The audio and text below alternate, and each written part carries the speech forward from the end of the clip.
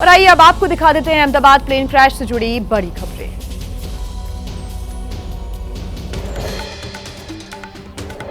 अहमदाबाद विमान हादसे पर नागरिक उड्डयन मंत्रालय ने बनाई हाई लेवल कमेटी। केंद्रीय गृह सचिव होंगे अध्यक्ष। 3 महीने के अंदर अपनी जांच रिपोर्ट देगी कमेटी। अहमदाबाद विमान हादसे के तुरंत बाद का वीडियो सामने आया। मेडिकल कॉलेज के हॉस्टल पर विमान गिरने के बाद मची थी अफरा तफरी। वीडियो में एक दूसरे को बचाते नजर आए लोग। अहमदाबाद प्लेन हादसे के अब खुल सकते हैं राज। 28 घंटे बाद विमान का मिला ब्लैक बॉक्स। मेडिकल कॉलेज के हॉस्टल की छत से बरामद हुआ ब्लैक बॉक्स। विमान का ब्लैक बॉक्स मिलने पर नागरिक उड्डयन मंत्री राममोहन नायडू ने कहा कि यह जांच में एक महत्वपूर्ण कदम है, इससे मिलेगी काफी मदद। अहमदाबाद में पहचान के बाद अब तक 8 शव उनके परिवारों को सौंपे गए। 219 डीएनए सैंपल किए जा चुके हैं इकट्ठा। कुल 234 शवों का हुआ है पोस्टमार्टम। अहमदाबाद विमान हादसे के बाद डीजीसीए का बड़ा फैसला। उड़ान से पहले अब होगी बोइंग 787 विमानों की अतिरिक्त जांच। 15 जून से जांच कराएगा डीजीसीए। अहमदाबाद विमान हादसे की जांच में एटीएस की एंट्री। एटीएस ने फॉरेंसिक टीम के साथ मिलकर मौके पर की जांच। विमान के मलबे से बरामद किया डिजिटल वीडियो रिकॉर्डर। एनआईए ने भी अहमदाबाद में विमान हादसे वाली जगह का मुआयना किया। मौके से जुटाए गए सबूत एटीएस और फॉरेंसिक टीम ने भी घटनास्थल पर जांच पड़ताल की। अहमदाबाद में हादसे वाली जगह से विमान का मलबा हटाने का काम जारी। दुर्घटना के बाद दूर दूर तक बिखर गया है विमान के टुकड़े बिखर गए हैं। मौके पर जुटी हुई है कई टीम्स। पीएम मोदी ने अहमदाबाद में विमान हादसे वाली जगह का जायजा लिया। 20 मिनट तक घटनास्थल पर रहे पीएम मोदी। अधिकारियों से भी जानकारी ली। प्रधानमंत्री मोदी ने अहमदाबाद के सिविल अस्पताल जाकर विमान हादसे के घायलों से की मुलाकात। दुर्घटना में एकमात्र जिंदा बचे यात्री विश्वास कुमार रमेश से भी की बात।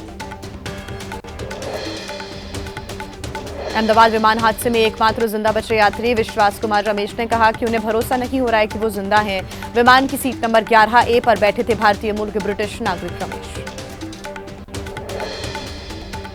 पीएम मोदी ने विमान हादसे में मारे गए गुजरात के पूर्व सीएम विजय रूपाणी के परिवार से भी की मुलाकात। विजय रूपाणी की पत्नी अंजलि रूपाणी को बंधाया ढांढस। अहमदाबाद स्थित पैतृक आवास पहुंचे विजय रूपाणी के बेटे ऋषभ रूपाणी। विमान हादसे में गुजरात के पूर्व मुख्यमंत्री विजय रूपाणी की चली गई थी जान।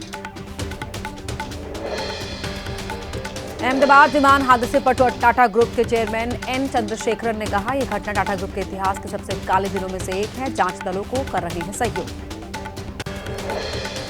अहमदाबाद विमान हादसे पर बोले एयर इंडिया के एमडी और सीईओ कैंपबेल विल्सन। हर कोई इस नुकसान से दुखी है। जांच एजेंसियों के साथ करेंगे पूरा सहयोग। विल्सन ने हादसे वाली जगह का भी दौरा किया। जयपुर से बेंगलुरु जा रही एयर इंडिया एक्सप्रेस की फ्लाइट रद्द। तकनीकी खराबी का दिया गया हवाला। यात्रियों को कुल 3 बार प्लेन में बैठाया गया, लेकिन विमान ने नहीं भरी उड़ान। अहमदाबाद विमान हादसे पर सुप्रीम कोर्ट ने स्वतः संज्ञान लेने की मांग की। 2 डॉक्टरों ने चीफ जस्टिस को लिखा है लेटर। कहा है कि बनाई जाए हाई लेवल कमेटी। मुआवजे की भी मांग की गई। अहमदाबाद विमान हादसे पर कांग्रेस अध्यक्ष मल्लिकार्जुन खड़गे ने जताया दुख। कहा, सुप्रीम कोर्ट के सिटिंग या रिटायर्ड जज से कराई जाए घटना की जांच। अहमदाबाद विमान हादसे का मामला राष्ट्रीय मानवाधिकार आयोग में दर्ज। शिकायत करते वकील ने कहा कि दुर्घटना में साजिश या लापरवाही से नहीं किया जा सकता इनकार, इसलिए होनी चाहिए उच्च स्तरीय जांच। अहमदाबाद विमान हादसे पर federation of Indian pilot association का बड़ा बयान। अध्यक्ष सीएस रंधावा ने कहा, दुर्घटना के लिए मानवीय भूल को पूरी तरह से नहीं कर सकते खारिज। टीएमसी ने की अहमदाबाद विमान हादसे की निष्पक्ष जांच की मांग। पार्टी नेता कुणाल घोष ने कहा कि बीजेपी सरकार में न विमान सुरक्षित न ही रेल।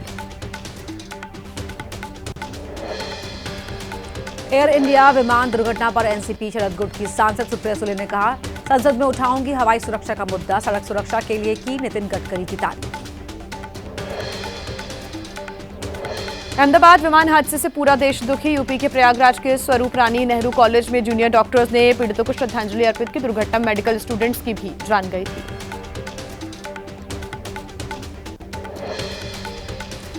यूपी के वाराणसी में समाजवादी पार्टी ने अहमदाबाद विमान हादसे के मृतकों को दी श्रद्धांजलि। एसपी कार्यकर्ताओं ने निकाला कैंडल मार्च, की जांच की मांग। उत्तराखंड के ऋषिकेश में अहमदाबाद विमान हादसे के पीड़ितों के लिए गंगा आरती की गई।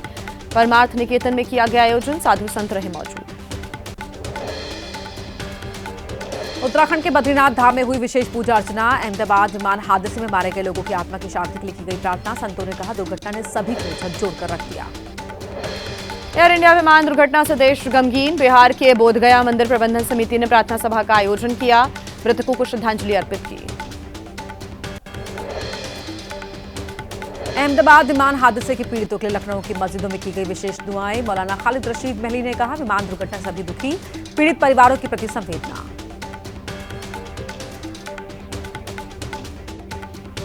और आइए अब आपको फटाफट अंदाज में दिखा देते हैं राजनीति से जुड़ी बड़ी खबरें।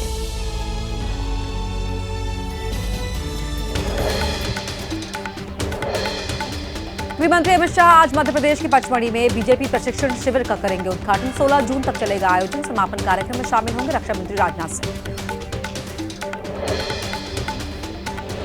मंगनी लाल मंडल हो सकते हैं बिहार आरजेडी के नए अध्यक्ष, आज कर सकते हैं नामांकन दाखिल। बिहार में अति पिछड़ों के बड़े नेता माने जाते हैं मंगनी लाल। भोजपुरी गायक रितेश पांडे ने बिहार के कैमूर जिले की भभुआ सीट से विधानसभा चुनाव लड़ने का किया ऐलान। एनडीए की तारीफ करते हुए कहा, किसी पार्टी से ही लड़ूंगा चुनाव। दिल्ली सरकार जल्द लाएगी नई आबकारी नीति। सीएम रेखा गुप्ता ने कहा, क्वालिटी और पारदर्शी बनेगा सिस्टम, भ्रष्टाचार की नहीं छोड़ी जाएगी कोई गुंजाइश। असम के धुबरी में असामाजिक तत्वों के खिलाफ सीएम हिमंता बिस्वा शर्मा का कड़ा रुख। पुलिस को दिए देखते ही गोली मारने के आदेश। धुबरी में मंदिर में फेंका गया था गौमांस।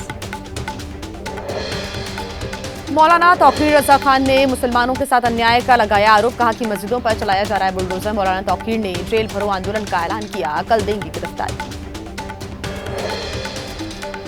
दिल्ली के बाटला हाउस इलाके में कभी भी चल सकता है बुलडोजर, नोटिस में दिया गया वक्त हुआ खत्म। पुलिस और डीडी के अधिकारियों ने की बैठक। और आइए अब आपको मौसम से जुड़ा अपडेट हम दिखा देते हैं फटाफट अंदाज में।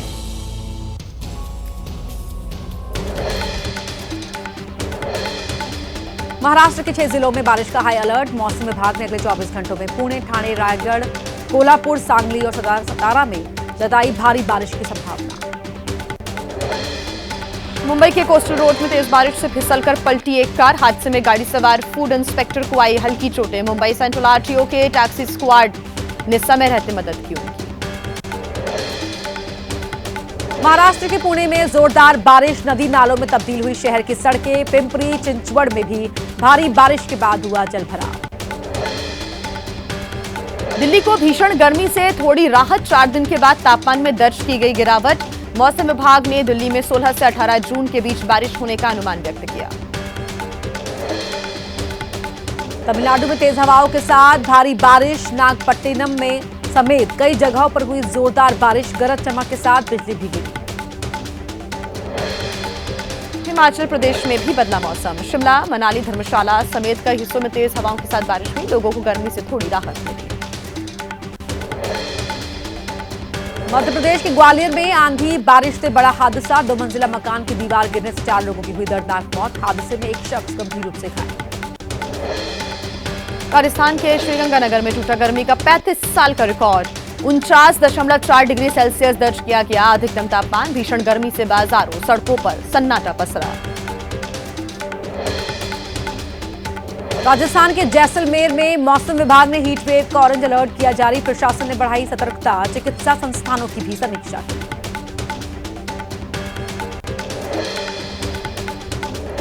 यूपी के परिषदीय स्कूलों में 30 जून तक बढ़ाई गई है छुट्टियां। भीषण गर्मी की वजह से सरकार ने लिया फैसला। बेसिक शिक्षा परिषद सचिव ने जारी किया आदेश।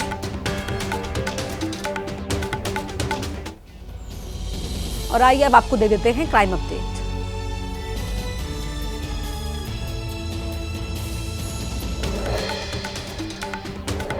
राजा रघुवंशी हत्याकांड में सोनम से शादी और शादी से पहले के तथ्य के आधार पर हुई पूछताछ। सूत्रों के अनुसार कुछ बातों पर सोनम और राज के बयान अलग अलग हैं। सूत्रों के हवाले से खबर। सोनम से वारदात के दिन पहने हुए कपड़े और बुर्के को लेकर किए गए सवाल। अकाउंट में पैसे को लेकर भी एसआईटी कर रही है पूछताछ।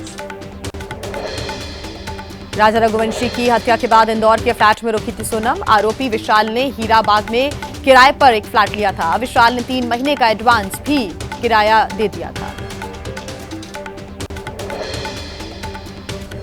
पिंडदान के लिए उज्जैन पहुंचा अजय रघुवंशी का परिवार। सोनम के भाई गोविंद बोले, अगर बहन दोषी हो तो मिले फांसी की सजा। मध्य प्रदेश के छतरपुर में युवक ने युवती पर लगाया दोस्ती के बहाने फंसाने का आरोप। युवती पहले भी कई बार शादी का झांसा देकर कर चुकी है लोगों को ब्लैकमेल। युवक ने साझा किए युवती के कई फोटोग्राफ्स। युवती ने भी एसपी ऑफिस पहुंचकर की शिकायत। युवक पर लगाया यौन उत्पीड़न का आरोप। शादी का झांसा देकर शारीरिक शोषण का आरोप लगाया। जयपुर के नारायणपुर बेला गांव में 2 बीघा जमीन को लेकर विवाद। एक पक्ष के लोगों ने दूसरे पक्ष के ट्रैक्टर को किया आग के हवाले। पुलिस कर रही है मामले की जांच। करनाल में 2 युवकों के पास से मिला हैंड ग्रेनेड। पुलिस ने दोनों युवकों को अरेस्ट किया। हैंड ग्रेनेड को जंगल में ले जाकर डिफ्यूज किया गया।